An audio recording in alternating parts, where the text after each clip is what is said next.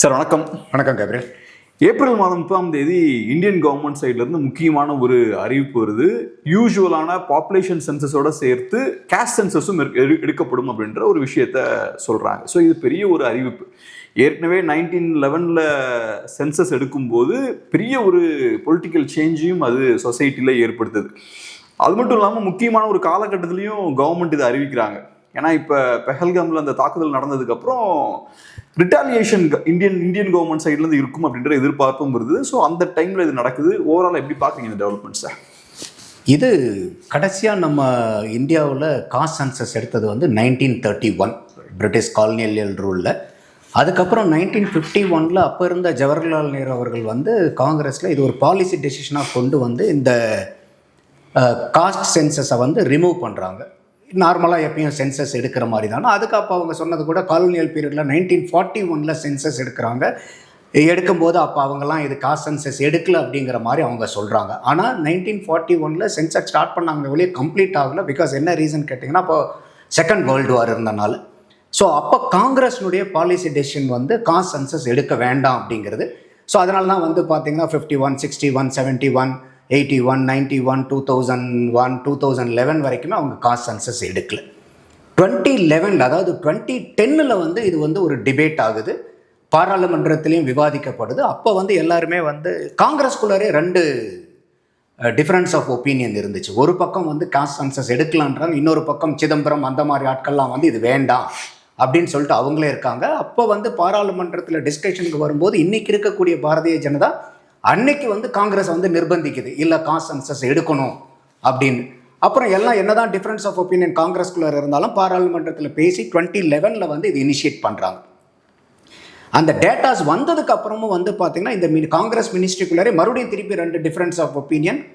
சிதம்பரமன் gang, இன்னொரு gang வந்து சிதம்பரமன் gang இதை பப்ளிஷ் பண்ண வேணான்றாங்க, இன்னொரு கேங் பண்ணணுன்றாங்க. ஆனால் கடைசி வரைக்கும் அவங்க பண்ணல. 2014 எலெக்ஷனில் வந்து போயிட்டு அவங்க ஏதோ ஒரு காரணத்துக்காக பண்ணாமல் போயிட்டு திருப்பி பிஜேபி வருது.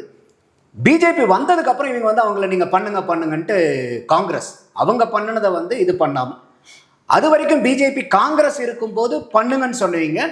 பிஜேபி வந்து இல்லை இது எங்களுடைய பாலிசி டெசிஷன், நாங்களும் வந்து காஸ்ட் சென்சஸ் எடுக்க மாட்டோம்னு வந்து அவங்களும் பாராளுமன்றத்தில், if my memory goes right, அப்போ வந்து ஹோம் மினிஸ்டருடைய மினிஸ்டர் ஆஃப் ஸ்டேட் நித்யானந்த் ராய்ன்னு நினைக்கிறேன், அவர் வந்து பார்லிமெண்ட்லேயே சொல்கிறாரு, இல்லை இது வந்து எங்களுடைய policy decision, we will not go for caste சென்சஸ்ங்கிறார். 2021 செப்டம்பரில் வந்து நம்ம அப்போ வந்து சென்சஸ் 2021 எடுத்துருக்கணும், நார்மல் சென்செக்ஸ். அந்த சென்சஸ் எடுக்க முடியாமல் போனதுக்கு கோவிட் காரணம்னு சொல்லிட்டு அப்போ வந்து ஒரு சுப்ரீம் கோர்ட்லேயும் அவங்க அஃபிடாவிட் வந்து ஃபைல் பண்ணுறாங்க சென்ட்ரல் கவர்மெண்ட்லேருந்து. இன்றைக்கி இருக்கக்கூடிய பாரதிய ஜனதா செப்டம்பர் 21 அந்த அஃபிடாவிட்டில் என்ன சொல்கிறாங்கன்னா, இல்லை பழைய இருக்கிறத வந்து நம்ம வந்து பப்ளிஷ் பண்ண முடியாது அந்த டேட்டாவை. காரணம் என்னன்னாக்கா 46 லட்சம் ஜாதிகள் இருக்கிற மாதிரி அந்த டேட்டாவில் வந்து அவ்வளோ அபத்தமான நம்பர்ஸ் எல்லாம் இருக்குது. எப்படி என்ன எக்ஸ்போனென்ஷியல் நம்பர்ஸ் வச்சு பார்த்தாலும் அந்த அளவுக்கு ஜாதிகள் போகிறதுக்கு இந்தியன் பாப்புலேஷனுக்கு அதுவும் கம்பேர் பண்ணும்போது 46 லட்சம் ஜாதி. ஏன்னா இதுதான் வந்து மெயின் ரீசன் வை காங்கிரஸினுடைய அந்த சென்சஸ் பாப்புலேஷனை வந்து இவங்க அனௌன்ஸ் பண்ணாத காரணம் வந்து இது ஒரு பெரிய ஸ்டம்பிளிங் பிளாக்காக இருக்குன்னு சொல்லிட்டு அப்போயும் அவங்க சுப்ரீம் கோர்ட்டில் என்ன அஃபிடாவிட் ஃபைல் பண்ணுறாங்கன்னா, இந்த தடவை எங்களால் சென்சஸ் எடுக்க முடியாது பிகாஸ் ஆஃப் கோவிட். அப்படியே நாங்கள் எடுக்க முடிஞ்சாலும் எப்பயும் போல் SC ST தான் எடுப்போமே ஒழிய காஸ்ட் சென்சஸ் எடுக்க முடியாது எல்லாத்துக்கும். எப்பயும் போல் SC STக்கு எடுக்கலாம், ஏன்னா எங்களுக்கு பாலிசி டெசிஷனுங்கிறது கோர்ட்லையும் அஃபிடாவிட் ஃபைல் பண்ணுறாங்க பிஜேபி. அப்போ இந்த காஸ்ட் சென்சஸ் அப்படின்னு எடுக்கும்போது காங்கிரஸும் தே ஆர் ஹிப்போக்ரஸி தான், பிஜேபியும் ஹிப்போக்ரஸி ஸ்டாண்டு தான். இது ஒரு சின்ன ஒரு கேள்வி சார். நீங்கள் ஹிஸ்டாரிக்கலாக இப்போ பேசுனீங்க, ஸ்டார்டிங்ல இருந்தே இந்தியாவுக்கு விடுதலை கிடைக்கிறதுக்கு முன்னாடி இருந்தே காங்கிரஸ் பார்ட்டிக்கு ஒரு தயக்கம் இருக்குது, சாதிவாரி கணக்கெடுப்பு எடுக்க வேண்டாம் அப்படின்றதான் அவங்களோட நிலைப்பாடாக இருக்குது. அதே மாதிரி பிஜேபிக்கும் ஸ்டார்டிங்ல இருந்தே ஒரு தயக்கம் இருக்குது. 14ல இருந்தே அவங்களுமே அதை தவிர்த்துக்கிட்டு தான் வராங்க. ஸோ ட்ரெடிஷ்னலாக இந்தியாவில் இருக்கக்கூடிய ரெண்டு பிரதான நேஷனல் பார்ட்டிஸுக்கும் ஏன் இதில் பெரிய ஒரு தயக்கம், ஏன் அதை பார்த்து பயந்தாங்க? இல்லை, அவங்க வந்து என்னென்னா ஒரு மக்கள் வந்து அவங்க சொல்லக்கூடிய ரீசன் இல்லை, இது காஸ்ட் சென்சஸ் எடுக்கும்போது இதில் நிறையா வந்து தேவையில்லாத பண்டோரா பாக்ஸ் ஓப்பன் பண்ணுற மாதிரி ஆகிடும். உண்மையான ரீசன் என்ன நினைக்கிறீங்க? இல்லை, உண்மையான ரீசன் எனக்கு வந்து பார்த்தீங்கன்னா, நான் உங்களுக்கு தெரியும், நான் வந்து வள்ளலாருடைய சுத்த சன்மார்க்க கொள்கையை பின்பற்றக்கூடிய ஆள். என்னை பொறுத்த வரைக்கும் சாதி சமயம் மதம் எல்லாம் பொய்ன்னு நினைக்கக்கூடிய ஆள் நான், அவருடைய பிரச்சனை. அதனால் வந்து என்னுடைய தனிப்பட்ட கருத்து அது. பட் இங்கே வந்து பார்க்கும்போது என்ன ஆகுதுனாக்கா, இன்னைக்கு காஸ்ட் சென்சஸ்ங்கிறது என்ன ஆகுதுன்னா, இன்னைக்கு பாலிடிக்ஸ் வந்து மெயின் ஸ்ட்ரீம் பீப்புள் இஷ்யூல இருந்து இன்னைக்கு வந்து ஒரு காஸ்ட் பேஸ்டு பாலிடிக்ஸ் தான் இன்னைக்கு எல்லா ஸ்டேட்லையுமே மாறிடுச்சு, இன்க்ளூடிங் தமிழ்நாடு. நம்ம வந்து இங்கே சமூக நீதி சமத்துவம், இங்கே சாதியை ஒழிச்சிட்டோம், இந்த காலனி பேரை தூக்கிட்டோம், இதெல்லாம் வந்து இங்கே இல்லை.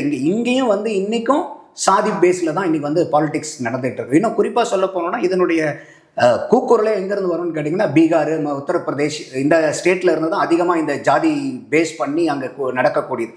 அப்போ அவங்க சொல்லக்கூடியது என்னன்னாக்கா 2 கட்சிகளையுமே மறுதளிச்சதுக்கு காரணம் இது வந்து ஒரு பண்டோரா பாக்ஸ். இந்த பண்டோரா பாக்ஸை ஓப்பன் பண்ணோம்னா திருப்பி இதனால் வந்து ஏகப்பட்ட பிரச்சனைகள் வரும். அது நார்மலாக இருக்கக்கூடிய மக்கள் பிரச்சனையை விட இது பெரிய பிரச்சனையாக மாறிடும், ஒரு யூனிட்டிக்கு வந்து ப்ராப்ளமாக இருக்குங்கிறது தான் 2 கட்சியினுடைய பார்வை. ஆனால் இப்போ சமீபமாக நடந்தக்கூடிய தேர்தலெல்லாம் வந்து பார்த்தீங்கன்னாக்கா காங்கிரஸ் வந்து இது ரொம்பவே, அது குறிப்பாக ராகுல் காந்தி வந்து குறிப்பாக இந்த காஸ்ட் சென்சஸ் எடுக்கணும்னு சொல்லிட்டு, இப்போ காங்கிரஸினுடைய ஹிப்போக்ரஸி என்னன்னு கேட்டிங்கன்னா 2 வந்து கான்ஸ்டிடியூஷனை காப்பாற்றணும்னு சொல்லிட்டு அந்த கான்ஸ்டிடியூஷன் புக்கை பூரா தூக்கி ராகுல் காந்தி வந்து சுற்றிட்டு இருந்தார். ஆனால் அந்த கான்ஸ்டிடியூஷனை வந்து டெமாலிஷ் பண்ண, இதுக்கு மேலே ஒரு கான்ஸ்டிடியூஷனை வந்து ஒரு கலவரப்படுத்த முடியாதுன்னா எது, மக்களால் தேர்ந்தெடுக்கப்பட்ட ஆட்சியை கலைக்கிறது தான். அந்த செஞ்சது வந்து 100கணக்கான தடவை இந்த காங்கிரஸ் வந்து அதை பண்ணியிருக்காங்க. அப்போ இந்த அதே மாதிரி எமர்ஜென்சி பீரியட், அப்போ இதெல்லாம் அந்த எமர்ஜென்சி பீரியடில் நடந்த பிரச்சனைகள் எதுவுமே கான்ஸ்டிடியூஷனுக்கு கட்டுப்பட முடியாத ஒரு செயல்பாடுகள் தான். அப்போது காங்கிரஸ்க்கு வந்து இந்த கான்ஸ்டிடியூஷன்லையும் வந்து பார்த்தீங்கன்னாக்கா அவங்க எல்லாம் என்னென்னலாம் வந்து டேமேஜ் பண்ணுமோ டெமாலிஷ் பண்ண முடியுமோ பண்ணிட்டு இன்னைக்கு வந்து நாங்கள் தான் கான்ஸ்டிடியூஷனுடைய சேஃப் கார்டுன்னு சொல்லிட்டு அந்த புக்கை தூக்குறது. அதே மாதிரி தான் அன்னைக்கும் காங்கிரஸ்னுடைய பீரியட் இருக்கிற வரைக்கும் அவங்க காஸ்ட் சென்சஸ் எடுக்கவே இல்லை, அவங்க பார்ட்டிகுலர் டிஃபரன்ஸ் ஆஃப் ஒப்பீனியன் எடுத்தும் அதை பப்ளிஷ் பண்ணல.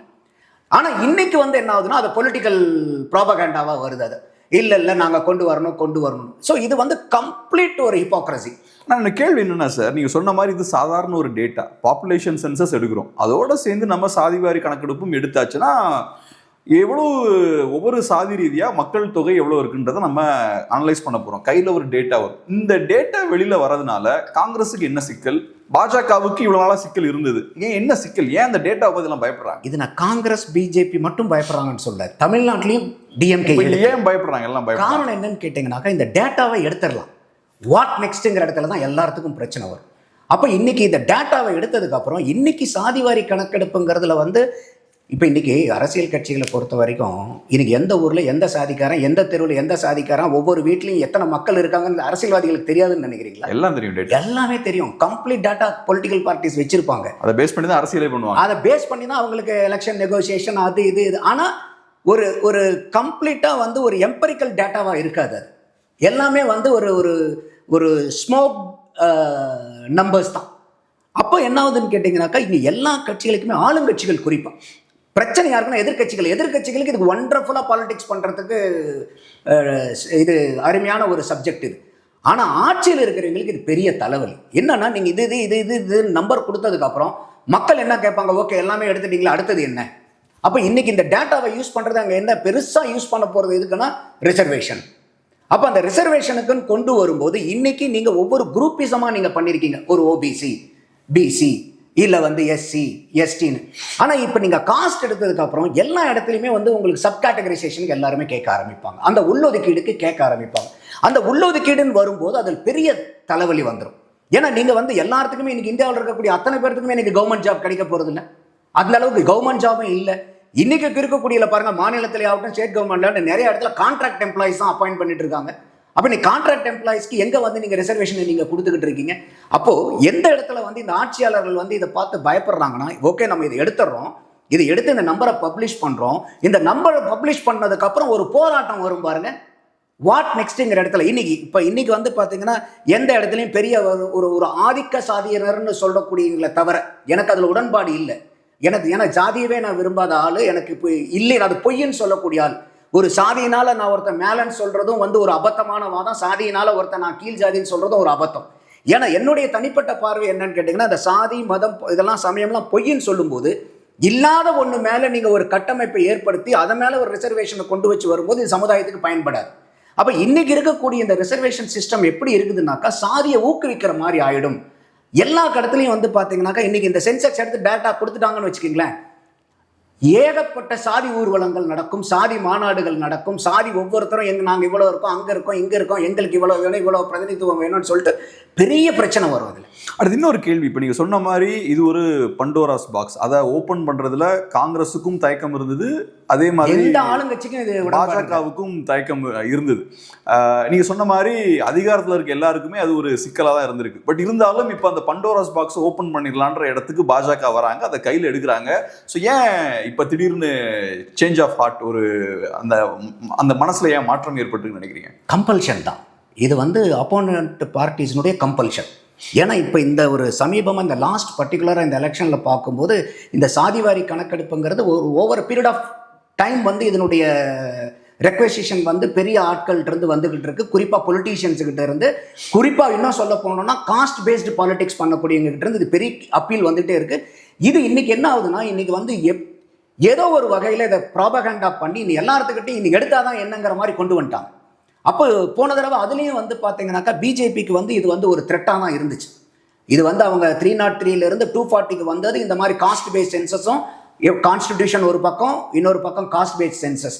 அப்போ என்ன ஆகுதுன்னாக்கா இன்னைக்கு ஆப்போனண்ட்டுக்கு பெரிய ஆயுதமாக இருக்கிறது இந்த காஸ்ட் சென்சஸ். பிஜேபி இந்த மாதிரி தான், பிஜேபி சாதியவாதி கட்சி, மதவாத கட்சி, இல்லை உயர்ந்த ஜாதி மக்களினுடைய கட்சின்னு சொல்லிட்டு அது உண்மையோ இல்லையோ, ஆனால் அந்த அளவுக்கு ப்ராபகண்டா பண்ணிட்டு வரும்போது இன்னைக்கு என்ன ஆகுதுன்னாக்கா ஒரு 3 ஸ்டேட்டு, குறிப்பாக பீகார், அது நிதிஷ்குமார், அப்பயும் பார்த்தீங்கன்னா நிதிஷ்குமார் இந்த சர்வேவை எப்போ எடுக்கிறாருன்னா பிஜேபியில் கூட்டணியில் இருக்கும்போது இல்லை, அவர் எதிர்கட்சியில் இந்தியா கூட்டணியில் இருக்கும்போது தேஜஸ்வி யாதவ் அவர் துணை முதல்வராக இருக்கும்போது தான் இதை அவங்க நடத்துகிறாங்க.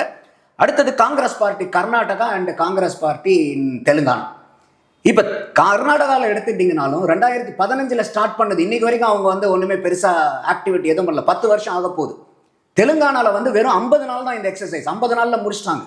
இப்போ அவங்க பீகாரில் என்னன்னாக்கா அவங்க ஒரு 65%, 50லேருந்து 65 கொண்டு போகும்போது சுப்ரீம் கோர்ட்டில் ஃபார் வேரியஸ் ரீசன்ஸ் அதை வித்தல்டு பண்ணிட்டாங்க. அதை பண்ண முடியாது, நீங்கள் ரிசர்வேஷன் பண்ண முடியாது, டேட்டா சயின்டிஃபிக்கலாக இல்லை, ப்ராப்பராக இல்லைன்னு சொல்லிட்டு.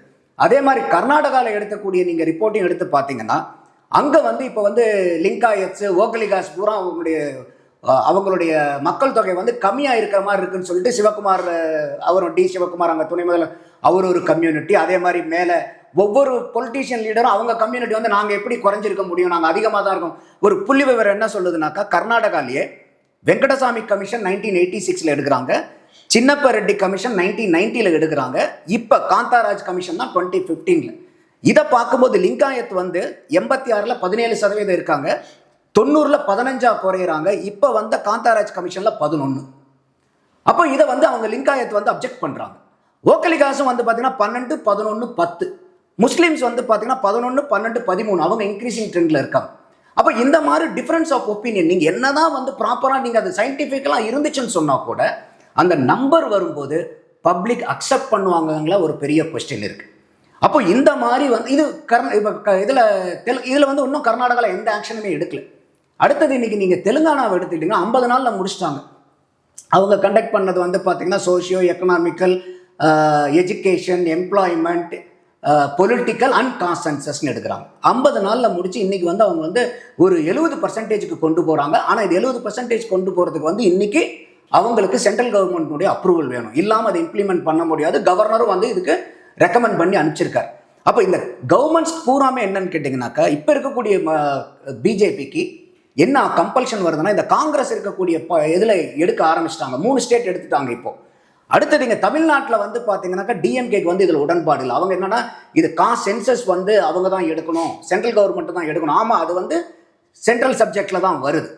ஸோ அப்போ அந்த சென்ட்ரல் சப்ஜெக்டில் சென்சஸ் வருது, ஓகே. ஆனால் இந்த 3 ஸ்டேட்டும் இந்த ரிசர்வேஷனை அவங்க ரிவைஸ் பண்ணணும்னு நினைச்சது சென்சஸை பேஸ் பண்ணி இல்லை, காஸ்ட் சர்வேவை பேஸ் பண்ணி. அதனால தான் இங்கே இருக்கக்கூடிய கட்சிகளும் சர்வேவை நீங்கள் எடுக்கலாம்லன்னு சொல்லும்போது கூட டிஎம்கேவும் பயந்தது என்னன்னா, இதை சர்வே எடுத்துட்டோம்னா அவங்களுக்கே பிரச்சனை வரும். அதனால தான் ஒரு கேள்வி, நீங்கள் சொன்ன மாதிரி டிஎம்கேவும் கொஞ்சம் பயப்படுறாங்க இந்த விஷயத்தை கையில் எடுக்கிறதுக்கு. ஏன்னா அஃப்கோர்ஸ் நீங்கள் சொன்ன மாதிரி அது சென்ட்ரல் கவர்மெண்ட் தான் அது பண்ண முடியும், அவங்க கையில் தான் பவர்ஸ் இருக்குது, எல்லாம் ரைட்.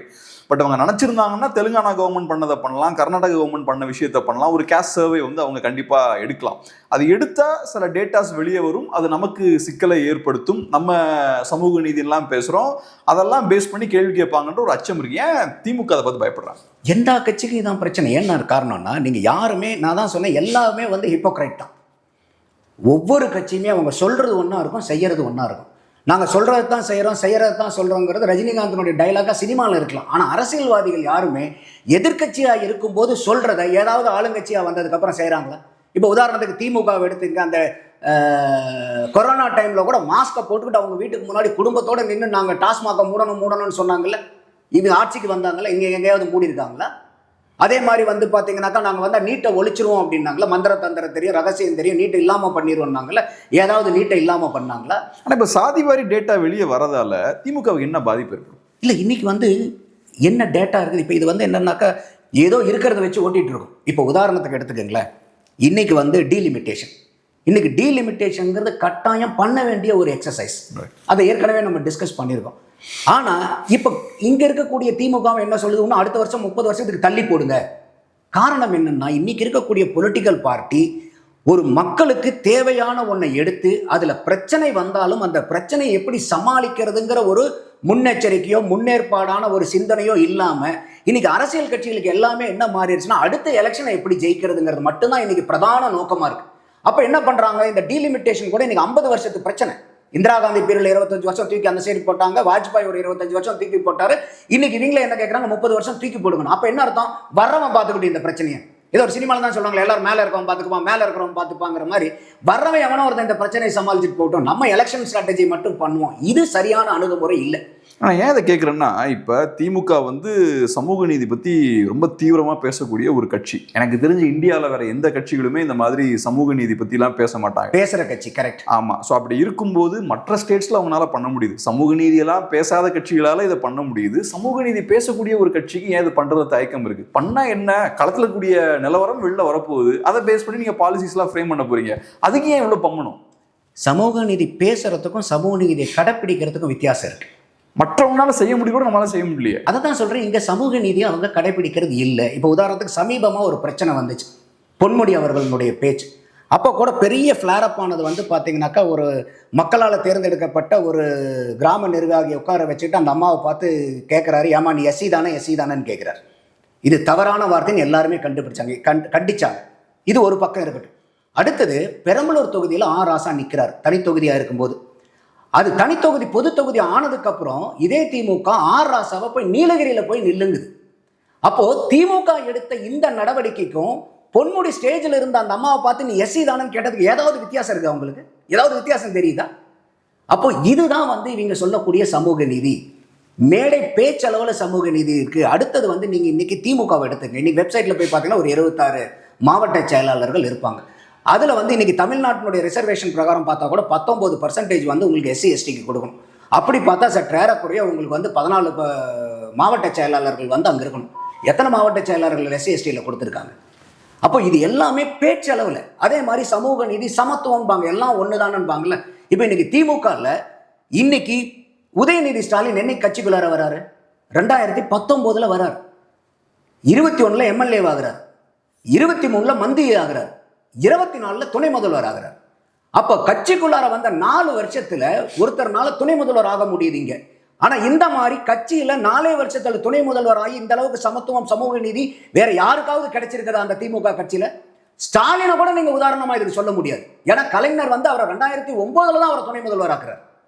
அப்ப அந்த அளவுக்கு அவர் காலகட்டங்களை எடுத்துக்கிட்டார். ஆனா இன்னைக்கு இருக்கக்கூடிய ஸ்டாலின் அவர்கள் அவருடைய பையனை வெறும் 4 வருஷத்துல துணை முதல்வர் ஆக்குனார். அப்ப இந்த இடத்துல எங்க இருக்கு சமூக நீதி சமத்துவம்? எல்லா இடத்துலையுமே டபுள் ஸ்டாண்டர்ட்ஸ். அப்ப அதனாலதான் நான் சொன்னேன், சமூக நீதி பேசுறதுங்கிறது வேற, சமூக நீதியை உண்மையாலுமே அதை எடுத்து கோட்பாடோட செயல்படுத்துறதுங்கிறது வேற.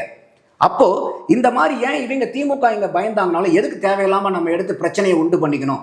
யாரோ ஒருத்தர் இந்த பிரச்சனையை பார்த்துக்கிட்டோம், எப்படி வந்து இன்னும் 30 வருஷத்துக்கு டீலிமிட்டேஷனை தள்ளி போடுங்கன்றாங்களோ அந்த மாதிரி இது யாரோ ஒருத்தர் பண்ணிக்கிட்டோம். ஏடிஎம்கேவும் ஸ்ட்ராங் கையில் எடுக்க மாட்டேங்கிறாங்களே. ஏடிஎம்கே நினைச்சாங்கன்னா இப்ப காங்கிரஸ் பார்ட்டி கையில் எடுக்கிறாங்க. காங்கிரஸ் பார்ட்டிக்கு இத்தனைக்கும் மோசமான பேகேஜ் இருக்கு. அவங்களே இந்த விஷயத்தை சரியா இதுக்கு முன்னாடி அவங்க பவர்ல இருக்கும்போது பண்ணல. பட் இருந்தாலும் தைரியமா இப்ப நம்ம தான் அதிகாரத்திலே இல்ல, சோ புஷ் பண்ணுவோம், பிஜேபியை புஷ் பண்ணுவோம்னு அதை பண்றாங்க இல்லையா. ஏடிஎம்கே அதை பண்ணலாம்ல. இன்ஃபேக்ட் ஏடிஎம்கேல பெரிய அளவுல வாரிசு அரசியல் கிடையாது. அப்படி இருக்கும்போது இன்னும் தைரியமா அதை கையில் எடுக்கலாம். ஏன் அதை பண்ண மாட்டேங்கிறாங்க? அந்த இன்னைக்கு அப்கோர்ஸ் இப்போ வந்து ஏடிஎம்கே வந்து தே கேன் கிளைம் நாங்க இங்க கூட்டணியில் இருக்கிறனால தான் இதை அனௌன்ஸ் பண்ணாங்கன்னு கூட ஒரு கிளைம் எடுப்பாங்க. பட் இருந்தா கூட கொஞ்சம் குவைட்டா தான் இருக்காங்க. குவைட்டா தான் இருக்காங்க. ஏன்னா இது வந்து ஸ்டேட்ல வந்து அந்த அளவுக்கு தான் இன்னைக்கு வாய்ப்புகள் இருக்கு. அவங்க அந்த இப்ப திமுக வந்து என்னதான் சமூக நீதி பேசினாலும் திராவிட மாடல் 2.0 லோடிங்ன்ற இதெல்லாம் 2.01 நம்ம கேள்வி கேட்க வேண்டியது. 1.0 என்ன இருக்கு? வீட்டுக்கு வந்து ஒரு ஏற்கனவே இருக்கக்கூடிய வெர்ஷன் நல்லா இல்லைன்னா தான் அதை அப்கிரேட் பண்ணி 2. அடுத்த வெர்ஷனுக்கு போகும். அப்போ 1.0 திராவிட மாடல் நல்லா இல்லை, அதனால நாங்கள் அப்கிரேட் பண்ண போறோம்னு சொல்றாரான்னு புரியல. ஸோ அந்த மாதிரி இருக்கும்போது இன்னைக்கு அரசியல் கட்சிகள் எல்லாத்துக்குமே எதிர்கட்சியா இருக்கும்போது என்ன வேணா பேசுவாங்க. ஆனா வந்து இதை வந்து ஆளுங்கட்சியா வரும்போது அவங்க வந்து அதுல ஃபைட் ஆயிடுவாங்க. இன்னைக்கு ஏடிஎம்கேவும் வந்து பாத்தீங்கன்னா இதை பெருசா எடுத்திருக்கலாம். ஆனா அவங்களுக்கு வந்து என்னைக்குமே ஆரம்பத்துல இருந்தே வந்து இன்னைக்கு திமுகவுக்கும் ஏடிஎம்கேவுக்கும் உண்டான வித்தியாசம் பெரிய வித்தியாசங்கள் கிடையாது. சும்மா ஒரு சின்ன அந்த காஸ்மெட்டிக் டிஃபரன்சஸ் தான். ஏன்னா 2 பேர்த்துக்குமே சேம் ஐடியாலஜி தான் பேசுவாங்க. பட் இருந்தாலும் ஏடிஎம்கேவை பொறுத்த வரைக்கும் ஒரு எம்ஜிஆர் இருக்கும்போதோ ஜெயலலிதா அம்மையார் இருக்கும்போதோ இல்லை இவங்க பீரியட்லோ தேர் ஆல்வேஸ் டுவர்ட்ஸ் வந்து ஒரு இந்த கடவுள் இல்லை அப்படிங்கிற மாதிரிலாம் ஒரு போலி பிரச்சாரம்லாம் அவங்க கிட்ட கிடையாது. ஜெயலலிதா அம்மையார் வந்து கோயிலுக்கு அவங்க அந்த மடத்தில் இருக்கிறவங்களை தூக்கி ஜெயிக்கிலையும் வச்சாங்க. அதே சமயம் கோயிலுக்கு வந்து யானையும் கொடுத்தாங்க, போய் பூஜை புனஸ்காரம் பண்றதுலையும் இருந்தாங்க. அவங்க வந்து ஒரு வெளிப்படையா இருந்தாங்க. பட் இங்க இருக்கக்கூடியது வந்து பேசுறது ஒண்ணு, மேடை பேச்சுங்கிறது வேறையா இருக்கு, செயல்பாடுங்கிறது வேறையா இருக்கு. அப்படிதான் நான் இதை பாக்குறேன். கடைசியா முக்கியமான கேள்வி என்னன்னா, இப்ப 1911 சாதிவாரி கணக்கெடுப்பு எடுக்கும்போது இந்தியால பெரிய தாக்கத்தை ஏற்படுத்துது. அம்பேத்கர் அந்த டேட்டாவெல்லாம் யூஸ் பண்ணி தான் அவரு ரிசர்வேஷன்லாம் புஷ் பண்றாரு. அதே மாதிரி தமிழ்நாட்டிலையும் பெரிய தாக்கத்தை ஏற்படுத்துது. பிராமின்ஸ் வந்து 3% பாப்புலேஷன் தான் இருக்காங்க. அதை தாண்டி அவங்களுக்கு நிறைய ரெப்ரஸன்டேஷன் இருக்கு. ஸோ ஜஸ்டிஸ் பார்ட்டிலாம் அந்த டேட்டாவை மையமாக வச்சு பெரிய அளவில் அரசியல் முன்னெடுப்புகளை அவங்க எடுத்தாங்க. பெரிய மாற்றத்தையும் சொசைட்டியில் அது ஏற்படுத்துச்சு. ஸோ இப்போ நீங்கள் சாதிவாரி கணக்கெடுப்பு எடுத்து அந்த டேட்டாலாம் வந்துச்சுன்னா என்ன மாதிரியான பொட்டன்ஷியல் மாற்றங்கள் அது ஏற்படுத்த வாய்ப்பு இருக்குன்னு நினைக்கிறீங்க? இது எனக்கு தெரிஞ்சு அதனால தான் நான் ஆரம்பத்தில் சொன்னேன் வாட் நெக்ஸ்ட், இது எங்கே, இது எதை நோக்கி போக போகுது. ஏன்னா இதில் நம்ம ரொம்ப உன்னிப்பாக கவனிக்க வேண்டியது என்னன்னு கேட்டிங்கன்னா, இந்த லேட்டஸ்ட்டாக லாஸ்ட் இயர் எண்டில் வந்து அந்த சப் கேட்டகரி ஜட்ஜ்மெண்ட் வந்து சுப்ரீம் கோர்ட்லேருந்து வந்துச்சு. ஸோ அப்போ அவங்க என்ன சொல்கிறாங்கன்னா, இந்த உள்ளொதுக்கீடுக்காக வந்து அந்த வரும்போது அதில் கூட டிஎம்கே வந்து பார்த்தீங்கன்னாக்கா நாங்கள் அருந்ததியருக்காக போட்ட வழக்குலன்னு சொல்லிட்டு அதுக்கு ஒரு ஸ்டிக்கர் அடிக்க ஆரம்பித்தாங்க. ஆக்சுவலி இது வந்து பார்த்தீங்கன்னா 1975 திமுகவுக்கு முன்னாடி 75 வந்து பஞ்சாப் வந்து இதை கொடுத்தது. அங்கே இருக்கக்கூடிய எஸ்சி எஸ்டி ஆளுங்களை வந்து பால்மீகின்னு ஒன்று, அதுக்கப்புறம் மசாபி சிக்குன்னு ஒன்று அவங்களுக்கு உள்ளொதுக்கீடு கொடுத்துருந்தாங்க. அப்போ இது வந்து பார்த்தீங்கன்னாக்கா அருந்ததியருங்கிறது லேட்டர் பார்ட்டில் கலைஞர் கொண்டு வர்றாரு. ஆனால் அவங்க கிளைம் பண்ணது பூரா நாங்கள் வழக்கு தொடுத்தோம்.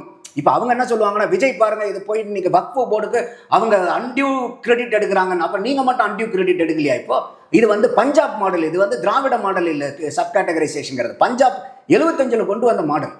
ஸோ அப்படி இருக்கும்போது இன்னைக்கு இந்த சேலஞ்ச் எங்கே பெரிய லெவலுக்கு வருது அப்படின்னு கேட்டிங்கனாக்கா, இந்த சப் கேட்டகரைசேஷனுக்கு அந்த ஜட்ஜு வந்து கொடுக்கும்போது 4 கீ அப்சர்வேஷன்ஸ் கொடுக்குறாங்க. ராதர் இன்னும் 5 சொல்லலாம். ஒன்று வந்து பார்த்தீங்கன்னாக்கா இடபிள்யூடிஎஸ், அதாவது வந்து கிரீமி லேயரை கொண்டு வரணும் இதில். ஏன்னா இன்னைக்கு நீங்கள் கான்ஸ்டிடியூஷன் என்ன சொல்லுதுனாக்கா, இந்த reservation is not in perpetuity. So இது வந்து ஒரு 10 இயர்ஸ்க்கு தான் அவங்க வந்து கான்ஸ்டிடியூஷனை கொடுக்குறாங்க, 1960 வரைக்கும். அதுக்கப்புறம் நீங்கள் இருக்கிறவங்க பார்த்து அதுக்கு தகுந்த மாதிரி பண்ணுங்கிறது அடையாளம். அப்போது கான்ஸ்டிடியூஷனை வந்து இது ஃப்ரேம் பண்ணும்போது கூட நீங்கள் அம்பேத்கரை சொல்லும்போது கூட அம்பேத்கரை கூட he doesn't believe that இந்த ரிசர்வேஷன் சிஸ்டம் தான் இன்னைக்கு இருக்கக்கூடிய ஈக்குவாலிட்டியை பூரா, இது இன்இக்வாலிட்டியை பூரா கம்ப்ளீட்டாக டெமாலிஷ் பண்ணுங்கிறது அம்பேத்கருக்கு இதில் வந்து நம்பிக்கை இல்லை. அப்படி இருக்கிற மாதிரி இருந்தால் இது வந்து ரிசர்வேஷன் ஷுட் பி இன் பெர்பெச்சுவிட்டின்னு கொடுத்துருப்பாங்க. காலங்காலமாக நிலைத்த நீடித்த தன்மை இருக்கக்கூடியது கொடுத்துருப்பாங்க. அப்படி கொடுக்கல, 10 இயர்ஸ்க்கு தான் கொடுக்குறாங்க. அடுத்தது இன்னைக்கு அரிஸ்டாட்டில் கூட என்ன சொல்றாரு, the worst form of inequality is to try to equal the unequals. அந்த மாதிரி இருக்கும்போது இது அவங்களுக்கு தெரிஞ்சிருக்கு. ஆனா இன்னைக்கு கீழே இருக்க கொண்டு வர வேண்டியதுக்கு இந்த ரிசர்வேஷன் சிஸ்டம் தேவையானது. ஆனா இன்னைக்கு இருக்கக்கூடிய ஃபார்ம் ஆஃப் ரிசர்வேஷன் நம்மளுடைய கம்ப்ளீட் கோலை அச்சீவ் பண்ண உதவுல. அதுதான் வந்து ஜட்ஜஸ் வந்து அதுல கொடுக்குறாங்க. ஒன்று கிரீமி லேயரை கொண்டு வாங்க, ரெண்டாவது, ஏன் இந்த கிரீமி லேயரை கொண்டு வரணும்னா, நீங்க எந்த ஒரு கிளாஸையும் நீங்க ஹோமோஜீனியஸ் கிளாஸா நீங்க பாக்குறீங்க. இது வந்து ஹோமோஜீனியஸ் கிடையாது, ஒரே தன்மை உடையது கிடையாது, பல்வேறு தன்மை உடையது ஒவ்வொரு குரூப்புமே. அப்ப இன்னைக்கு எஸ்சிக்குள்ளார பார்க்கும்போது கூட எல்லா எஸ்சியும் ஒரே வாய்ப்பும் ஒரே ரைட்ஸும் ஆப்பர்ச்சுனிட்டி இருக்கக்கூடிய குரூப் இல்லை. இப்போ உதாரணத்துக்கு எடுத்தீங்கன்னா ராசா வந்து இன்னைக்கு அவர் வந்து எஸ்சி சமூகத்தை சார்ந்தவர்னா அவருடைய பிள்ளைக்கு இருக்கக்கூடிய அந்த ரைட் டு ஆப்பர்ச்சுனிட்டிஸ் அரியலூர்ல இருக்கக்கூடிய இல்ல நீலகிரியில் இருக்கக்கூடிய இன்னொரு அதே சமூகத்தை சார்ந்த பெண்ணுக்கும் இருக்குதா? ஈக்குவலா இருக்கா? இல்ல. அப்ப இவங்க 2 பேருக்கு அதே மாதிரி அன்புமணி ராமதாஸையும் எடுத்துங்க. அவருடைய என்னன்னா அஃப்கோர்ஸ் நீங்க சொல்றது அந்த ப்ராப்ளம் இருக்கு. ஆனா பயப்படக்கூடிய விஷயம் என்னன்னா அந்த இந்த சிஸ்டமே டைல்யூட் பண்ணிருமோ. இப்போ நீங்க சொன்ன மாதிரி நம்ம பொருளாதார அடிப்படையில் இந்த விஷயங்கள்லாம் பார்க்க ஆரம்பிச்சோம்னா ரிசர்வேஷன் அப்படின்ற அந்த சிஸ்டமே அது டைல்யூட் பண்ணிடும். ஏன்னா இப்போதைக்கு அந்த சிஸ்டம் எப்படி ஃபங்க்ஷன் ஆகுதுன்னா சாதி அப்படின்ற அடிப்படையில் அது ஃபங்க்ஷன் ஆகிட்டு இருக்கு. ஸோ சாதி ரீதியாக வரலாற்று நிறைய ஆயிரக்கணக்கான வருடங்கள் பெரிய ஒடுக்குமுறையை ஃபேஸ் பண்ணியிருக்காங்க. ஸோ அந்த பேசிஸில் ரிசர்வேஷன் வழங்கப்பட்டிருக்கு. ஆனால் இப்போ நீங்கள் சொன்ன மாதிரி இப்போ கிரீமி லேயர் இந்த விஷயங்கள்லாம் கொண்டு வந்தோம்னா அந்த சிஸ்டம் வந்து டைல்யூட் ஆகிடும். அவங்க 4-5 அப்சர்வேஷன் கொடுக்குறாங்க. அதனால ஒன்று வந்து கிரீமி லேயர், ரெண்டாவது வந்து எஃபெக்டிவ் ரெப்ரசன்டேஷன் வெர்சஸ் நியூமரிக்கல் ரெப்ரசன்டேஷன்றாங்க. அப்போ நீங்கள் வெறும் எண்ணிக்கையில் அடிப்படையில் மட்டும் நீங்கள் கொடுக்கக்கூடாது, நீட் அடிப்படையில் கொடுக்கணும், எஃபெக்டிவாக இருக்கணும், குவாலிட்டேட்டிவாக இருக்கணுங்கிறத கொடுக்குறாங்க. அடுத்தது வந்து பார்த்தீங்கன்னா அதில் அப்சர்வேஷன் இன்னொன்று என்ன கொடுக்குறாங்கன்னா, இந்த ரிசர்வேஷனை இந்த பேக்வேர்ட்னஸ்ன்னு சொல்லக்கூடியதை வெறும் நீங்கள் சாதியத்தை மட்டும் வச்சு பார்க்கக்கூடாது, பொருளாதாரத்தையும் சேர்ந்து பார்க்கணும், சோஷியல் அண்ட் எக்கனாமிக்கலை டுகெதராக வச்சு தான் நீங்கள் பார்க்கணும் அப்படிங்கிற ஒரு அப்சர்வேஷனையும் கொடுக்குறாங்க. இன்னும் ஒரு ஜட்ஜு வந்து ஒரு படி மேலே போய் என்ன சொல்கிறாருன்னா, ஒரு எக்ஸாம்பிள் சொல்கிறார். இன்றைக்கி வந்து ஒரு ட்ரெயின் இருக்குது, அதில் ஜென்ரல் கம்பார்ட்மெண்ட் இருக்குது, அதில் கூட்டம் அடிச்சு பிடிச்சிருக்கு. அப்போ வெளியே இருக்கிறவன் வந்து எப்படியாவது அடிச்சு பிடிச்சி முண்டி அடிச்சு உள்ளார போய் உட்காரணும்னு நினச்சி போய் உட்காடுறான். ஆனால் உட்கார்ந்ததுக்கு அப்புறம் அவன் என்ன நினைக்கிறான், வெளியே இருந்து இன்னொரு வேற எவனும் உள்ளார வந்துடக்கூடாதுன்னு நினைக்கிறான். அப்போ அவங்க சுற்றி எல்லாருமே சொல்லக்கூடியது என்ன அந்த அப்சர்வேஷன்னா, இன்னைக்கு இருக்கக்கூடிய ரிசர்வேஷன் கடைக்கோடியில் இருக்கக்கூடிய அந்த தேவை, உண்மையான தேவை இருக்கக்கூடிய மனிதனுக்கு போய் சேருதானா? சேர மாட்டேங்குது. பலனடைஞ்சவங்களே திருப்பி திருப்பி பலன் அடைஞ்சிட்டு இருக்காங்க அதே சமூகத்தில். அப்போ நீங்க இன்னைக்கு இன்னொரு அப்சர்வேஷன் என்ன சொல்றாங்க, இல்லை ஒரு ஜென்ரேஷன் ஃபிக்ஸ் பண்ணுங்க, இதில் ஃபர்ஸ்ட் ஜென்ரேஷனுக்கா செகண்ட் ஜென்ரேஷனுக்கா. அப்போ ஒரு முன்னுக்கு வந்ததுக்கு அப்புறம் அவங்கலேருந்து எடுத்துட்டீங்கன்னா தான் அடுத்த ஆள் அந்த எஸ்சிக்குள்ளார கொண்டு வர முடியும், இல்லை பிசிக்குள்ளார கொண்டு வர. என்ன காரணம்னு கேட்டிங்கன்னா, இன்னைக்கு ரிசர்வேஷன் எடுக்கும்போது ஒரு எஸ்சி மாணவன்கிட்ட தான் தோத்து போகிறான், ஒரு எஸ்டி மாணவன்கிட்ட தான் தோத்து போகிறான், ஒரு பிசி மாணவன்கிட்ட தான் தோத்து போகிறான். அப்போ இந்த எஸ்சிக்குள்ளார நான் அதனால தான் உதாரணம் சொன்னேன், ராஜாவினுடைய பொண்ணுக்கும் இன்னொரு பொண்ணுக்கும் உண்டான வித்தியாசம், அன்புமணி ராமதாஸ் பொண்ணுக்கும் இன்னொரு பொண்ணுக்கும் உண்டான வித்தியாசம். இப்போ இன்னைக்கு அன்புமணி ராமதாஸ் பெண்ணுக்கோ இல்லை வந்து ராசாவினுடைய மகளுக்கோ இருக்கக்கூடிய வாய்ப்பு அதே சமூகத்தை சார்ந்த மற்றவங்களுக்கு கிடையாது. அப்போ அவங்களையும் கொண்டு போய் இதே நீங்கள் ரிசர்வேஷனில் போட்டிங்கன்னா இந்த மாதிரி அதிக வாய்ப்பு இருக்கிறவங்க கம்மியான வாய்ப்பு இருக்கிறவங்களை அடிச்சிருவாங்க, அடிச்சுக்கிட்டு இருக்காங்க அப்படிங்கிறதான் சுப்ரீம் கோர்ட் ஜட்ஜினுடைய அப்சர்வேஷன். ஆனால் என்ன பயப்படுறாங்கன்னு அதான் நான் சொன்னது போல், இப்போ பொருளாதாரத்தை நம்ம யாட்ஸ்டிக்காக வைக்க ஆரம்பிச்சோம்னா அந்த சிஸ்டம் டைல்யூட் ஆகும். அதுக்கப்புறம் என்ன பண்ண ஆரம்பிப்பாங்க, ஏன் இந்த ஏழையும் வேற அப்பர் கிளாஸ் ஏழையும் ஒன்று தானே, இவரும் 5 லட்ச ரூபா சம்பாதிக்கிறார் வருஷத்துக்கு, அவரும் 5 lakhs சம்பாதிக்கிறாரு, அப்போ 2 பேருக்குமே ரிசர்வேஷன் கொடுக்குற இடத்துக்கு வந்துருவாங்க. இன்ஃபேக்ட் அந்த இடத்த நோக்கி வர ஆரம்பிச்சு, அதை நோக்கி வருது. என்ன காரணம்? அதனால அப்ப என்ன யோசிக்கிறாங்கன்னா, நான் 2000 வருஷமா நான் யூனிக்கா ஒரு அப்ரஷனை ஃபேஸ் பண்ணிருக்கேன், அந்த அப்ரஷனை நீங்க சைலண்டா ஓரம் தள்ளிட்டு என்னையும் இன்னொருத்தனையும் பொருளாதார பேசிஸ்ல நீங்க கணக்கு போட ஆரம்பிக்கிறீங்க. இல்ல என்னோட வரலாறு மறக்கப்படுது இல்லங்க. இல்ல அதாவது இப்ப நமக்கு வந்து சொசைட்டியே வந்து டிட் ஃபார் டாட்டுக்குள்ள நம்ம போகக்கூடாது. டிட் ஃபார் டாட் இல்ல, இது 2000 வருஷம் வந்து நீங்க என்னை அடக்கி ஒடுக்குனனால நான் உன்னை அடுத்த 2000 வருஷத்துக்கு அடக்கி ஒடுப்பேன்னு நினைச்சா அது மனித சிந்தனை இல்லை. அடக்கி ஒடுக்கணும்னு சொல்ல வரல, அதுக்கான காம்பன்சேஷன் கொடுக்கணும். அதுதான் சொல்றேன். அப்ப அந்த 2000 வருஷத்துக்கான அந்த பேகேஜை நீங்க மறந்துட்டு நீங்க எக்கனாமிக் பேசிஸ்ல நீங்க எல்லாத்தையும் பார்க்க ஆரம்பிச்சீங்கன்னா இல்ல, I think I have not made my point clear. Reservation வச்சுக்குங்க, நான் அதை வேண்டாம்னு சொல்லல, அப்லிஃப்ட் பண்ணுங்க. ஆனா இன்னைக்கு இருக்கக்கூடிய சிஸ்டம் ஆஃப் ரிசர்வேஷன் அந்த சமூகத்தில் இருக்கக்கூடிய கடைக்கோடி மனிதனுக்கு கிடைக்குதானா? கிடைக்கல. அதனால தான் உங்களுக்கு உதாரணமும் சொன்னேன். இப்போ உதாரணத்துக்கு வந்து எனக்கு சுற்றி இருக்கிறவங்க பூரா என்னை வந்து காலை உடச்சிட்டான்னு வச்சுக்கோங்க, வஞ்சனை பண்ணி நீங்கள் சொல்ல மாதிரியே 2000 ஆண்டுல என்னை அடித்து வந்து ஒரு என்னை காலை உடச்சிட்டான். இப்போ நான் என்ன பண்ணுறேன், ஒரு சர்ஜரி பண்ணிவிட்டு நான் வந்து தடியை ஊனிக்கிறேன். அப்போ நான் இந்த தடியை ஊனி கண்டிப்பாக எனக்கு வேணும், தடி இல்லாமல் என்னால் நடக்க முடியாது, ஏன்னா நீங்கள் தான் வந்து என்னை காலை உடச்சிருக்கீங்க. அப்போ எனக்கு அந்த கிரச்சஸ் வேணும். ஆனால் இந்த கிரச்சஸ் வந்து எவ்வளோ நாள் எனக்கு தேவை, என்னுடைய காலில் நின்று நான் நடக்கி ஓட ஆரம்பிக்கிற வரைக்கும் வாழ்க்கை பூராமே நான் கிரச்சஸை யூஸ் பண்ணிட்டு இருப்பேன்னு நான் நினைச்சேன்னா என்னுடைய வாக்கிங் எபிலிட்டி, என்னுடைய பிசிக்கல் எபிலிட்டி டு வாக் பண்றேன்னு நானே அதை கெடுத்துக்கிற மாதிரி ஆயிடும். அப்போ இந்த இடத்துல சமூகத்தினால வஞ்சிக்கப்பட்டவர்களா, ஆமாம் அதுல எனக்கு எந்த மாற்று கருத்து இல்லை, அவங்களுக்கு ரிசர்வேஷன் வேணுமா, ஆமா கட்டாயமா ரிசர்வேஷன் வேணும். ஆனா இன்னைக்கு இருக்கக்கூடிய ரிசர்வேஷன் அந்த ஒடுக்கப்பட்ட சமுதாயத்தில் இருக்கக்கூடிய மக்களை, பின்தங்கிய வகுப்புல இருக்கக்கூடிய மக்களை பூராமே ஒரு குறிப்பிட்ட காலத்துக்குள்ளார இல்லை வந்து எத்தனை ஆண்டுகளுக்குள்ளார எல்லாத்தையும் வெளியே கொண்டு வர முடியும்னா, இன்னைக்கு இருக்கக்கூடிய சிஸ்டம், இதே சிஸ்டம் தொடர்ந்துச்சுன்னா என்னைக்கும் அவங்கள நீங்க மேல கொண்டு வர முடியாது. ஆனா அதுக்கு நான் பிரச்சனை என்னன்னு பாக்குறேன்னா சார், இப்ப கவர்மெண்ட் ஜாப்ஸ்ன்றது ரொம்ப கம்மியா இருக்கு. இப்ப ஒடுக்கப்பட்ட மக்கள்னு பார்த்தோம்னா 40-50 crores இருப்பாங்க இந்தியாவில். கவர்மெண்ட் ஜாப்ஸ்ன்னு பார்த்தோம்னா ஒண்ணுமே கிடையாது, ரொம்ப சொற்பமான அளவுல தான் இருக்கு. ஸோ நீங்க ரிசர்வேஷனை பேஸ் பண்ணி மக்களை பாவர்ட்டில இருந்து வெளியே கொண்டு வர முடியாது, மக்களை எம்பவரும் பண்ண முடியாது. பட் கையில் இருக்கக்கூடிய ஒரே ஆயுதம் அதுதான். அதை யூஸ் பண்ணி ஏதோ செய்ய முடிகிறத செய்யலாம் அப்படின்றதான் பாயிண்ட். ஸோ அதனால கடைகோடி மக்களுக்கும் ரிசர்வேஷனால பெனிஃபிட் வரணும்னா அப்படி எல்லாருக்கும் பெனிஃபிட் கொடுக்குற அளவுக்கு இந்த சிஸ்டம்ல ஸ்ட்ரென்த் கிடையாது. ஸோ நான் என்ன பார்க்குறேன், பிரச்சனைன்றது ஏதோ சில பொருளாதார ரீதியா எம்பவரான சில ஒடுக்கப்பட்ட மக்கள் இருக்காங்க இல்லையா, அவங்களுக்கே பெனிஃபிட் போயிட்டு இருக்கு இல்லையா, அதனால பிரச்சனைன்னு நான் பார்க்கல. மேபி அது சின்ன பிரச்சனையா இருக்கலாம். மெயினான பிரச்சனை என்னன்னா, ரிசர்வேஷன் அப்படின்ற சிஸ்டம் யூஸ் பண்ணி நீங்க சொசைட்டி எம்பவர் பண்ண முடியாது, அதுக்கான பொட்டன்ஷியல் இதுல கிடையாது. அதை தாண்டி வேற விஷயங்களை பண்ண ஆரம்பிக்கணும். பிரைவேட் செக்டர்ல என்ன சிக்கல்கள் இருக்கு, நான் பிரைவேட் செக்டர்ல போய் ரிசர்வேஷன் கொண்டு போங்கலாம் சொல்ல வரல. பட் இன்னைக்கு நீங்க சொல்ற அடுத்த பயம் இதுதான். இப்போ ஆல்ரெடி வந்து சில பார்ட்டிஸ் அக்ராஸ் இந்தியா வந்து இதை பிரைவேட்டுக்கு கொண்டு வாங்க, ஆல்ரெடி தேஜஸ்வி யாதவ் ஸ்டார்ட் பண்ணிட்டாரு. அது சாத்தியமும் இல்லை. அப்படி ஏற்படும். இன்னைக்கு வந்து ஒரு இந்தியாவுக்கு கிரிக்கெட் டீம் இருக்கா, அதுலயும் ரிசர்வேஷன் கொண்டு வாங்க. ஹாக்கி டீம் இருக்கா, அதுலயும் ரிசர்வேஷன் கொண்டு வாங்க. இப்போ ஜட்ஜு ஜுடிஷியல்ல கிடையாது, இப்போ அதுலயும் நீங்க கொண்டு வாங்க. அப்போ நீங்கள் வந்து ஒரு கம்பெனியில் இருக்குன்னா நீங்கள் ரிசர்வேஷன் கொண்டு வாங்கன்னா ஒரே ஒரு சேர்மன் தான் இருக்க முடியும் கம்பெனிக்கு, ஒரே ஒரு டைரக்டர். இப்போ உதாரணத்துக்கு வந்து மேனேஜிங் டைரக்டர் அதில் எந்த ரிசர்வேஷனில் கொண்டு வரீங்க? இது வந்து it will pull back India. இதை வந்து நம்மளை புஷ்அப் பண்ண குளோபல் ஸ்கேல்ல நம்ம பின்தங்கி போயிடும். நம்மளால மற்ற கம்பெனிஸோட கம்பீட்லாம் பண்ண முடியாது.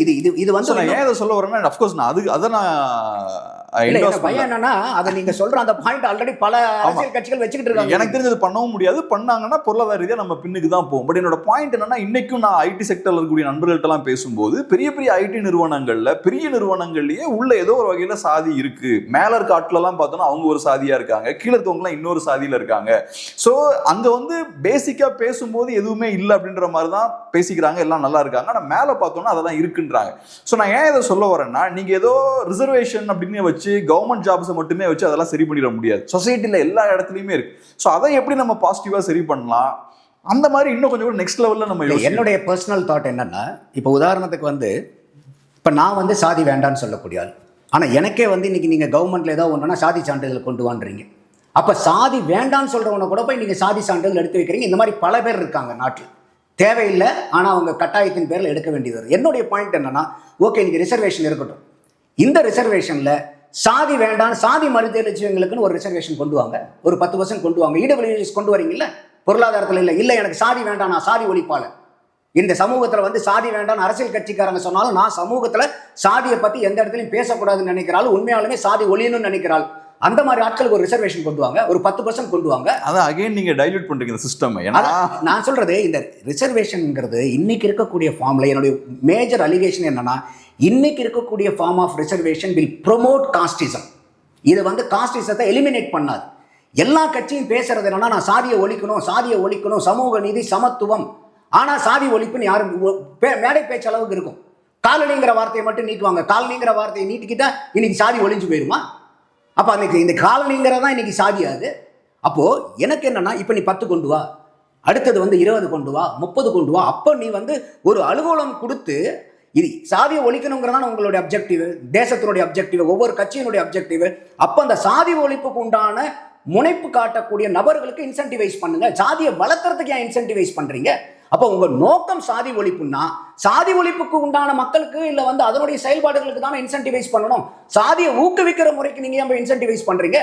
இந்த மாதிரி வரும்போது இது பெரிய குற்றச்சாட்டு இல்லையா? ரிசர்வேஷன்ன்றது சாதியை ஊக்குவிக்குதுன்னு நம்ம சொல்ல முடியாது இல்ல. சாதிய ரீதியா தான் இன்னைக்கு அரசியல் கட்டமைப்பு. அது கொண்டு வந்த நோக்கம் நல்ல நோக்கத்துக்காக. நீங்க சாதிய ரீதியா சொசைட்டில ஒடுக்குமுறை இருக்கும்போது அதுக்கான தீர்வு கொடுக்கும்போது அப்ப நீங்க சாதிய ரீதியா தானே அந்த நிவாரணமும் கொடுக்கணும், வேற வழி கிடையாது. இல்ல அதுல ஏற்படுது. உலகம் ஃபுல்லா அப்படிதான் நடந்துட்டு இருக்கு. மக்கள் வந்து அவங்க இன ரீதியா அந்த அவங்களோட ஸ்கின் கலரை பேஸ் பண்ணி அவங்க ஒடுக்கப்பட்டிருக்காங்கன்னா அதை பேஸ் பண்ணி தான் நீங்க அவனுக்கு நிவாரணம் கொடுக்க முடியும். அதனால தான் திருப்பி சொன்னேன், நீங்க எல்லாரும் சேர்ந்து என் காலை ஒடிச்சிட்டீங்க. அப்ப நான் நான் எக்யூப் ஆகி நான் நடக்கிற வரைக்கும், ஓடுற வரைக்கும் எனக்கு கிரச்சஸ் நீங்க தான் கொடுத்தாங்க. அதுல எனக்கு மாற்று கருத்தே இல்லை. ரிசர்வேஷன் சிஸ்டத்தை நான் குறை சொல்லல. இன்னைக்கு இருக்கக்கூடிய ஃபார்ம் ஆஃப் ரிசர்வேஷன் கொண்டு வந்தது என்னமோ நல்ல எண்ணத்தின் அடிப்படையில் தான் அன்னைக்கு கொண்டு வந்தாங்க. அதனாலதான் என்னோட அடிப்படை கேள்வியே, ஆகச்சிறந்த அரசியல் ஆளுமைன்னு சொல்லிட்டு நம்ம அம்பேத்கரை தான் எல்லா இடத்துலையும் சொல்றோம்.